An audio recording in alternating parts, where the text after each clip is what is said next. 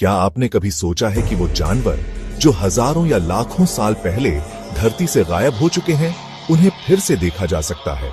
सोचिए, अगर जंगलों में फिर से विशाल वुली मैमथ घूमते नजर आए या आसमान में पैसेंजर पिजन्स के झुंड उड़ते हुए दिखें, तो कैसा लगेगा? आज की आधुनिक विज्ञान क्लोनिंग टेक्नोलॉजी की मदद से इस सपने को सच करने की कोशिश कर रही है। क्लोनिंग का मतलब है किसी जीव का डीएनए लेकर उसकी बिल्कुल वैसी ही जेनेटिक कॉपी बनाना। यह विचार नया नहीं है, लेकिन पहली बार दुनिया को 1996 में इसका चमत्कार दिखा, जब डॉली नाम की भेड़ पैदा की गई। डॉली पूरी तरह एक क्लोन थी, यानी वो किसी और भेड़ के डीएनए से बनाई गई थी। इस एक्सपेरिमेंट ने साबित कर दिया कि डीएनए से जीवन की नकल बनाना सिर्फ साइंस फिक्शन नहीं, बल्कि हकीकत है।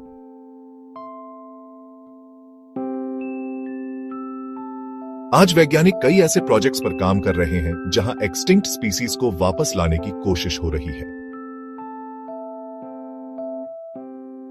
1. वुली मैमथ बर्फ में जमे मैमथ के डीएनए साइंटिस्ट को मिले हैं। उन्हें मॉडर्न एशियन एलिफेंट्स के डीएनए के साथ जोड़कर एम्ब्रियो बनाने का प्रयास किया जा रहा है। माना जा रहा है कि अगर यह सफल हुआ तो आने वाले दशकों में मैमथ को आर्कटिक क्षेत्रों में वापस छोड़ा जा सकता है। 2. टैस्मेनियन टाइगर थाइलसीन। ऑस्ट्रेलिया में पाया जाने वाला ये जीव 1936 में एक्सटिंक्ट हो गया। कुछ प्रिजर्व्ड सैंपल्स से डीएनए निकाला गया है और साइंटिस्ट्स इसे क्लोनिंग से वापस लाने का प्रयास कर रहे हैं। 3.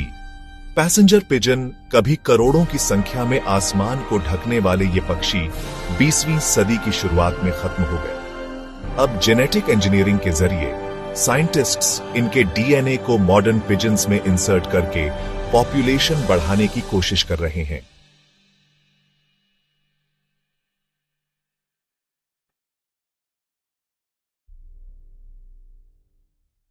क्लोनिंग आसान नहीं है, इसमें बहुत सारी चुनौतियां हैं।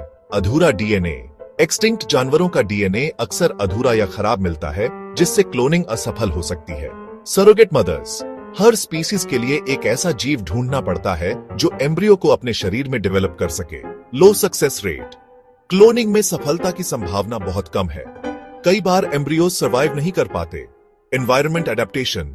भले ही कोई एक्सटिंक्ट जानवर दोबारा पैदा हो जाए, लेकिन क्या वो आज की बदलती जलवायु और वातावरण में सर्वाइव कर? अगर क्लोनिंग सफल हुई तो इसके बहुत बड़े फायदे हो सकते हैं। बायोडाइवर्सिटी बढ़ेगी, जिससे नेचर का बैलेंस रिस्टोर होगा।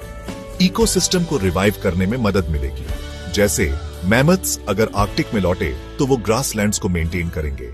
एंडेंजर्ड स्पीसीज को बचाने के लिए क्लोनिंग एक पावरफुल टूल हो सकता है। मेडिकल रिसर्च में भी साइंटिस्ट्स एक्सटिंक्ट जीन्स का इस्तेमाल करके नई खोज कर सकते हैं। लेकिन क्लोनिंग सिर्फ फायदे ही नहीं लाती, इसके साथ कुछ बड़े खतरे भी जुड़े हैं। अगर कोई खतरनाक प्रेडेटर स्पीसीज वापस आई तो इंसानों और बाकी जीवों के लिए खतरा बढ़ सकता है।